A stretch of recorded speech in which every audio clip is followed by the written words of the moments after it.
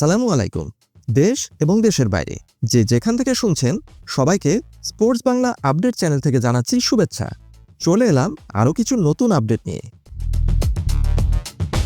বার্সেলোনার রক্ষণভাগ শক্তিশালী করার পরিকল্পনা এবং ট্রান্সফার মার্কেটের সাম্প্রতিক হালচাল নিয়ে নতুন কিছু আপডেট তুলে ধরছি বার্সা ভক্তদের জন্য। বার্সেলোনা তাদের রক্ষণভাগকে পাথরের মতো মজবুত করতে চাইছে, তবে এই পথ খুব একটা সহজ নয়।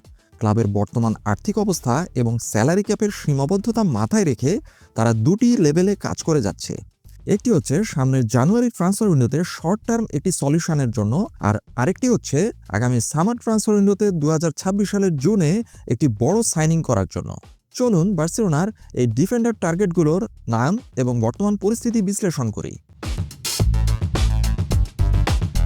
নাম্বার 1-এ আছে one of the favourite Nico Schlotterbeck. তিনি হচ্ছেন বরুসিয়া ডর্টমুন্ড ক্লাবের ডিফেন্ডার। এই নিকো শ্লটারবেককে নিয়ে বর্তমানে শুরু হয়েছে ত্রিমুখী এক লড়াই। বার্সেলোনার দীর্ঘদিনের লক্ষ্য জার্মানির নিকো শ্লটারবেক, কিন্তু নতুন এক রিপোর্ট অনুযায়ী লিভারপুল এবং বায়ার্ন মিউনিখ এই দুই বিগ জায়ান্ট এই দৌড়ে যোগ দেওয়ায় বার্সেলোনার জন্য নিকো শ্লটারবেককে নিয়ে আসা একটি কঠিন কাজ হয়ে পড়েছে।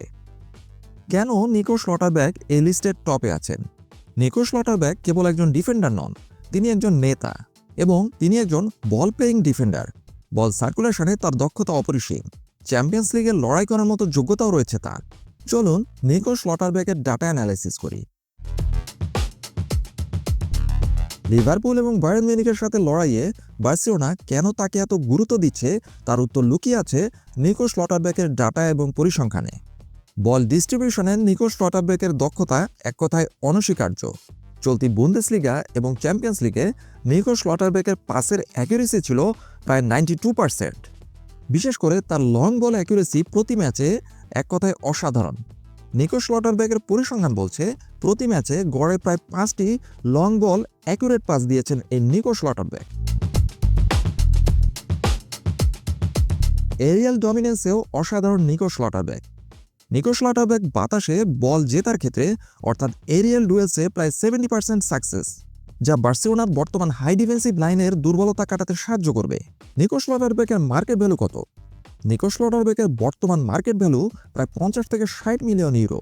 বরুসিয়া ডর্টমুন্ডের হয়ে এই সিজনে তিনি ইতিমধ্যে 3টি গোল কন্ট্রিবিউশনও করেছেন। নিকো শ্লটারবেকের চুক্তির বর্তমান পরিস্থিতি কি? বরুসিয়া ডর্টমুন্ডের সাথে নিকো শ্লটারবেকের চুক্তি 2027 সাল পর্যন্ত থাকলেও বর্তমানে সেই চুক্তি নবায়নের কোনো লক্ষণই দেখা যাচ্ছে না। ফলে বরুসিয়া ডর্টমুন্ড চাইবে তাকে খুবই হাই প্রাইসে সেল করতে, যাতে ভবিষ্যতে ফ্রি এজেন্ট হিসেবে তাকে ছেড়ে দিতে না হয়।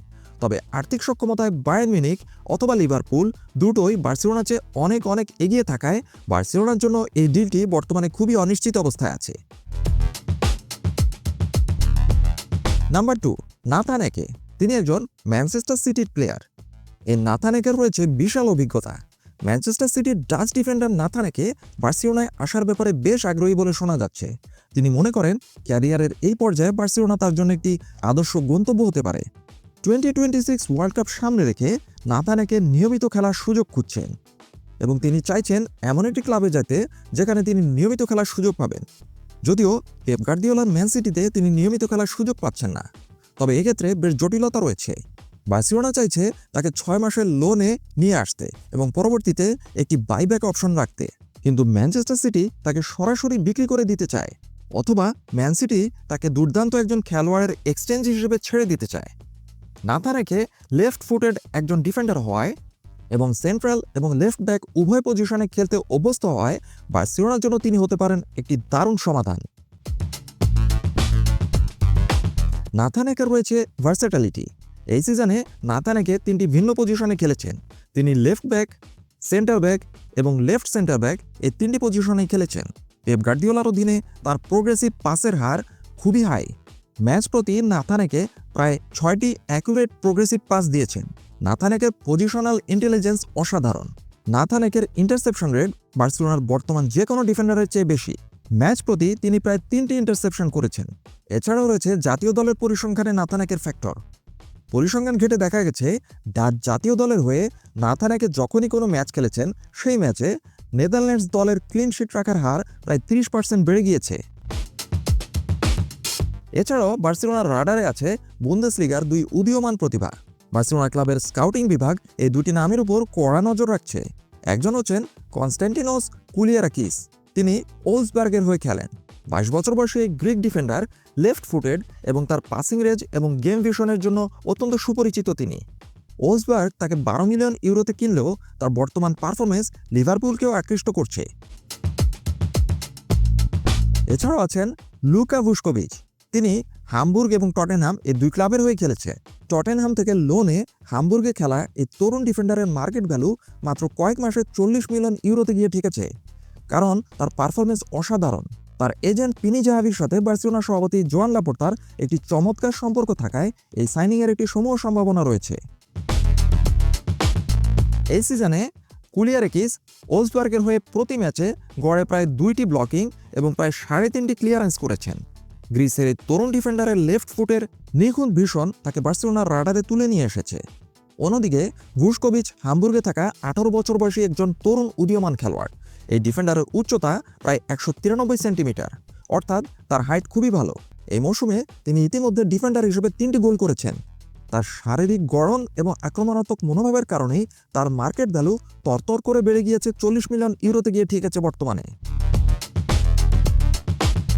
সব শেষ কথা হচ্ছে, আগামী জানুয়ারি ট্রান্সফার উইন্ডোতে বার্সেলোনা একটি শর্ট টার্ম সলিউশন খুঁজতে চাইছে, কারণ বার্সেলোনার আন্দ্রেস ক্রিস্টেনসেন লং টার্ম একটি ইনজুরিতে চলে গিয়েছেন। তার ব্যাকআপ হিসেবে দরকার হলেও স্যালারি ক্যাপের কারণে বড় কোনো ইনভেস্টমেন্ট বার্সেলোনার পক্ষে এই মুহূর্তে অসম্ভব। বার্সেলোনার জন্য আদর্শ সমাধান হতো নাথান একেকে লোনে পাওয়া, অথবা বার্সেলোনা আগামী সামার ট্রান্সফার উইন্ডোতে একটি লং টার্ম সলিউশনের জন্য নিকো স্লটারব্যাক অথবা কুলিয়ারাকিসকে টার্গেট করতে পারে। ডেকো এবং হ্যান্স ফ্লিকের পরবর্তী চালগুলোই নির্ধারণ করবে বার্সেলোনার রক্ষণভাগের ভবিষ্যৎ।